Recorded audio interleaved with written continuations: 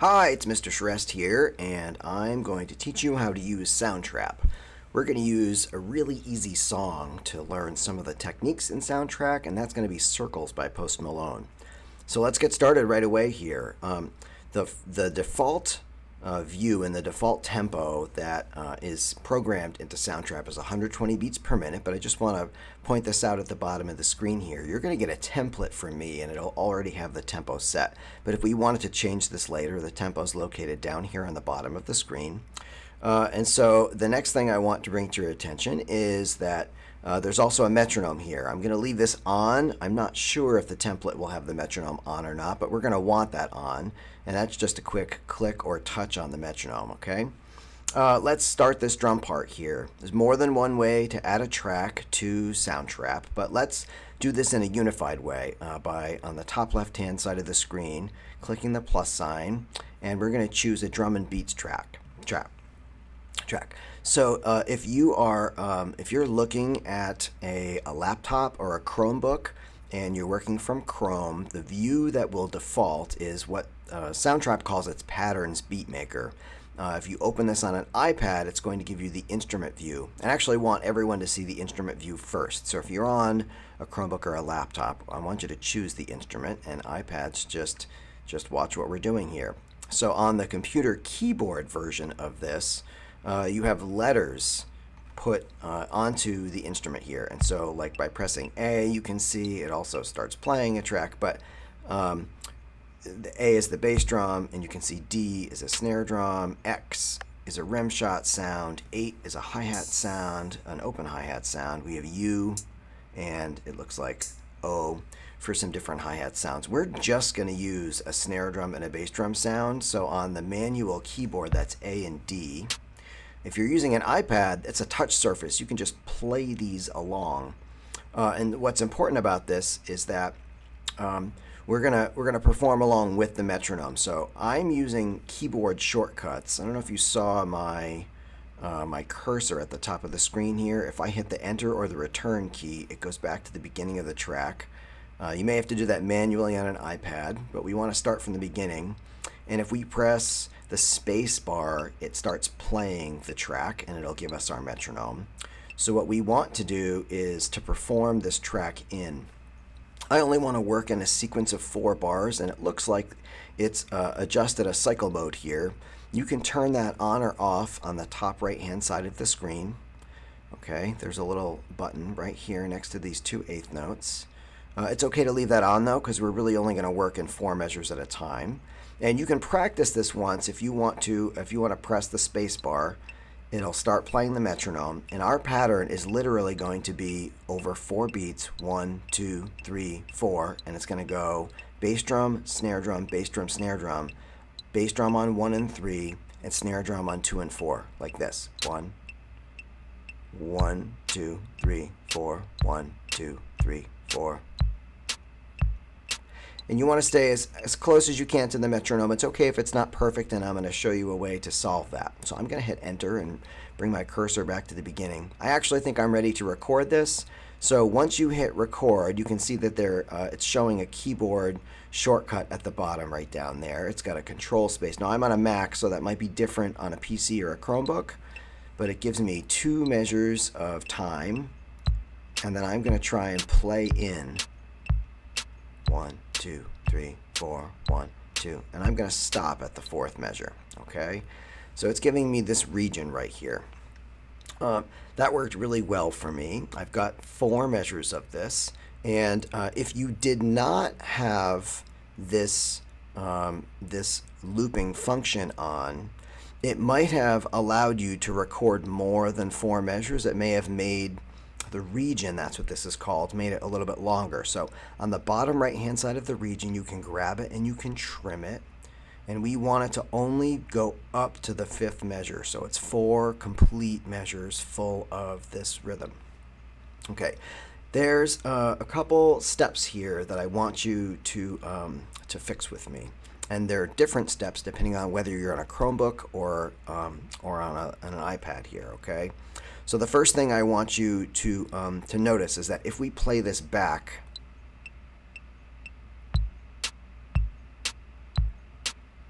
my sounds don't exactly line up with the tempo. There's an easy way to fix this. Okay, if you were on a Chromebook on a laptop, one thing you can do is you can click on the word patterns, and the first thing it's going to tell you when you do that is that this region contains unquantized notes. And if you click on quantize, it will do that function. Now, you don't know what quantizing is yet, but what quantizing is, I'm actually going to show you here on the piano roll. If we look at this grid, the beats are, let's see here, I can move my cursor. You can see that my beat 4 note doesn't actually line up with the beat. Now, I could go through this one sound at a time, and I could drag all of those sounds to exactly on the beat, and you can see a little bit I'm behind on almost all of these.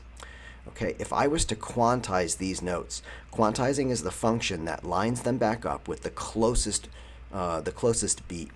And so one thing I can do in the piano roll, which is not a view that the iPads have, but I can do my Command A or Control A if you're on a PC, and that highlights all of my notes here.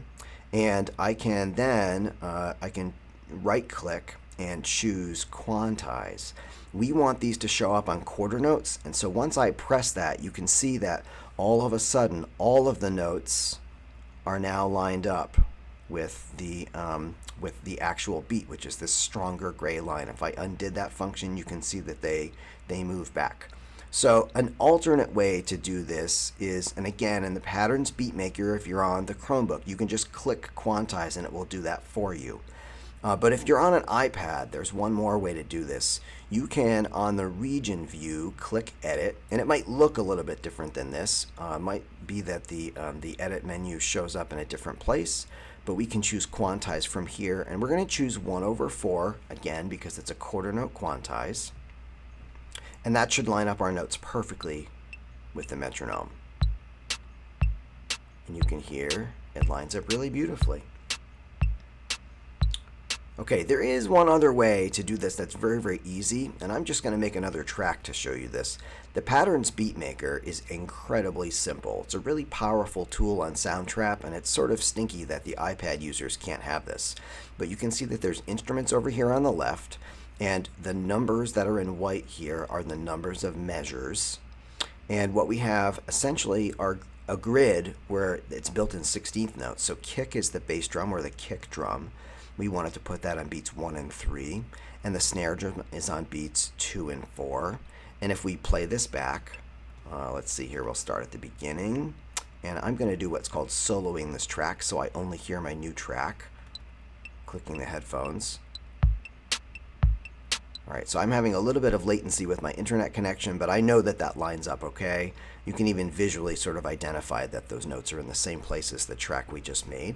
So that's a really easy way to do that. And since the part is the same over and over, another beautiful function about having Soundtrap, which is a pretty powerful DAW or digital audio workstation, is that we can loop tracks. So you can see that there's like a little circle up here, and that's the looping icon.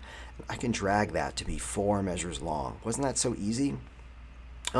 There are other ways to make a drum part here that are as easy as the Patterns Beat Maker. And so one of them is something that's called Groove Pizza. And if you just quickly Google search for Groove Pizza, this is what's going to come up here. I think that the easiest way to do this Groove Pizza is not to use the circle here, which allows you to click on different regions and make different sounds. I think the easiest thing to do is to go down to the bottom of the screen, and you can see that there's also a grid here, and the bass drum is on the bottom. There are 16 sections of the grid, and so every 4th one would be a new beat out of every 4 beats if we listen to this. Okay.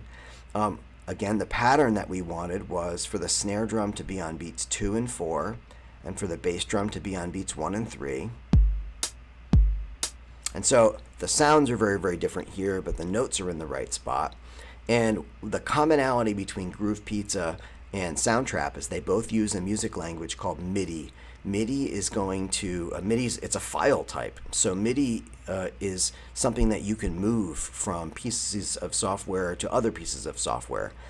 If you want, we could click continue in Soundtrap, but that's not actually going to allow it to show up in the file that we want it to. It's just going to open an independent file, okay? Kind of like this. It'll just start a totally brand new file.